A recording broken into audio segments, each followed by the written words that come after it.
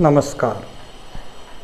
आध्यात्म मनोविज्ञान आनंद सूत्रम के तीसरे अध्याय का दूसरा भाग। आज हम मृत्यु और मृत्यु के बाद के विज्ञान को समझेंगे, जिसके अंतर्गत आनंद सूत्रम के तीसरे अध्याय के तीसरे सूत्र से लेकर छठे सूत्र तक हम उस पूरे विज्ञान को स्पष्ट रूप से देखेंगे। आनंद सूत्रम में कहा गया है कि कारण मनसी दीर्घ निद्रा मरणम। मृत्यु को परिभाषित करते हुए समझाया गया है कि जागृत अवस्था में स्थूल, सूक्ष्म और कारण तीनों मन क्रियाशील रहते हैं।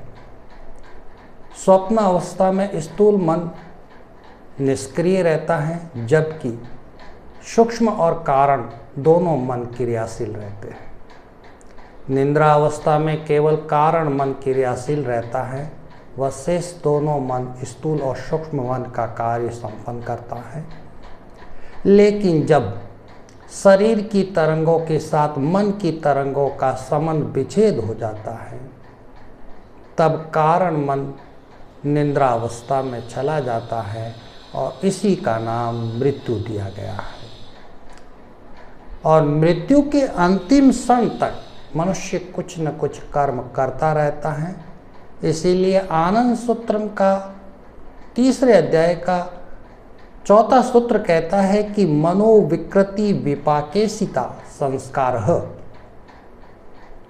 जब मृत्यु के अंतिम क्षण तक काम करता है, लेकिन वह फल भोग नहीं करने के कारण ये मन की विकृति ठीक नहीं हो जाती है, और जो विकृति उत्पन्न होती है उसे विपाक अर्थात कर्म फल भोग द्वारा पुनः स्वाभाविक अवस्था में लाई जाती है।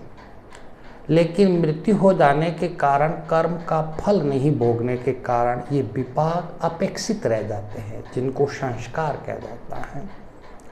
और मृत्यु काल में कारण मन में जो संस्कार रह जाता है, उसी संस्कार के अनुरूप प्रकृति मनुष्य को नूतन देश में प्रवेश करवाती है।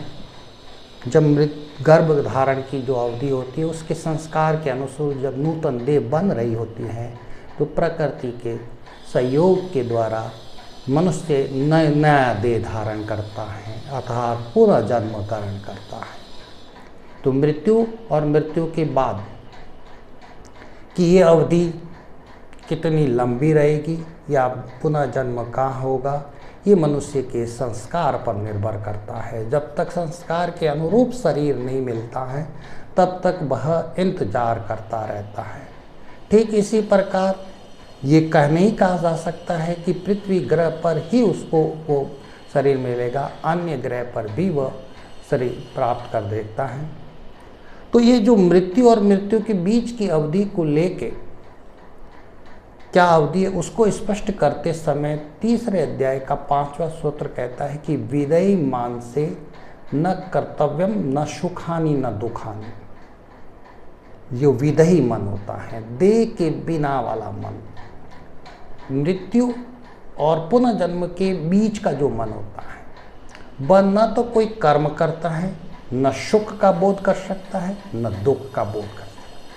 मनुष्य को सुख दुख का कर्म करने के लिए देह कर्मेंद्रिया की ज़रूरत होती है, ज्ञानेंद्रियों की ज़रूरत होती है। देह के कारण वो नहीं मिल सकती है। और सुख और दुख का बोध करने के लिए मनुष्य को स्नायु तंत्र या स्नायु कोश की ज़रूरत होती है, मस्तिष्क या तंत्रिका तंत्र की ज़रूरत होती है, जो देह के बिना संभव नहीं है।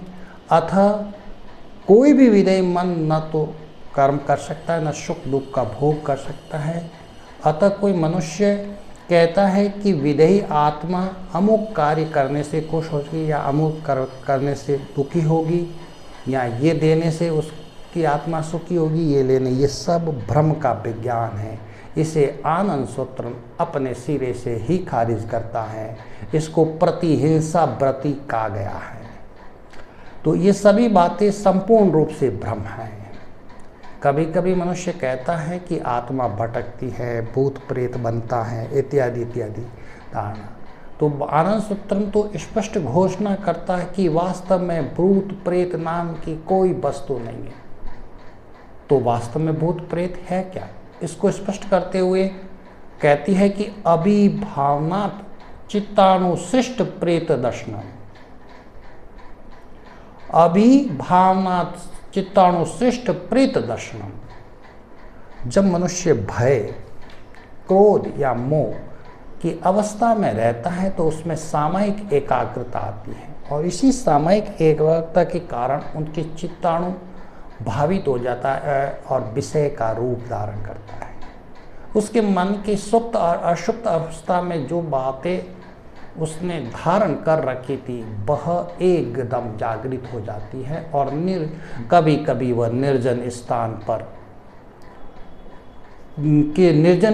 पर प्रेत का भ्रम दिखाई देता है। इस प्रकार की नहीं है को हैं करके देखना धनात्मक भ्रांति दर्शन है, और हैं को नहीं है करके अनुभव करना ऋणात्मक भ्रांति दर्शन। तो इन्हीं धनात्मक और ऋणात्मक भ्रांति दर्शन यानी भ्रम के कारण मनुष्य भूत प्रेत देखता है। तो जो आदमी ऐसा कहता है कि मैंने भूत प्रेत देखा है, वो मिथ्या नहीं कहता, हाँ उसके भ्रम के आंखें खुल बैठी, यानी भ्रम हो बैठा। इसी कारण कभी कभी मनुष्य बाहर कुछ नहीं देखता, अंदर ही उसको ऐसा फीलिंग होता और ऐसी हरकतें करता है। तो कोई व्यक्ति देखता है कि मैंने इसमें प्रेत भ्रम भरते हुए देखा, उसका आचरण भी वैसा ही दिखाई देता है। तो यही भूत प्रेत का एक विज्ञान है, एक प्रकार की मानसिक व्याधियाँ हैं। और देव देवियों का भरना भी ऐसे ही होता है। तो जहाँ जहाँ देव देवियों की भरने का देखते हैं वह भी भय क्रोध की एक प्रकार की सामायिक एकता के कारण ऐसा होता है। तो आनंद सूत्रम इन विज्ञान को पूरी तरह से खारिज करता है कि भूत प्रेत नाम की कोई वस्तु नहीं होती। तो हमने देखा कि मनुष्य के कारण मृत्यु और मृत्यु के बाद अपने संस्कारों के कारण वापस पुनः जन्म लेता है। इसके बीच जितना भी आध्यात्म विज्ञान चल रहा है, आध्यात्म को लेके जो धारणाएं चल रही है वो गलत है, तर्पण की लेके, भटकती आत्माओं की लेके इत्यादि इत्यादि, इन बातों में विश्वास करने से कुछ प्राप्त होने वाला नहीं। इस प्रकार हमने देखा कि मन की संरचना कैसी थी। हमने मृत्यु और मृत्यु के बाद पुनः जन्म तक का सिद्धांत देखा। कल हमने देखे कि इस जन्म मरण के चक्र से मनुष्य किस प्रकार आज़ाद होता है। तो आध्यात्म मनोविज्ञान में हम कल मुक्ति का विज्ञान समझेंगे कि मुक्ति के पथ पर किस तरह मनुष्य चलता है। ये बात हम आनंद सूत्रम के तीसरे अध्याय के 7वें सूत्र से लेकर 12वें सूत्र तक स्पष्ट रूप से समझ जाएंगे। तो इस तरह हम आध्यात्म विज्ञान के द्वारा सभी प्रकार के धार्मिक जगत में चल रहे भ्रम को दूर करके सच्ची आध्यात्मिकता को पहचानेंगे। नमस्कार।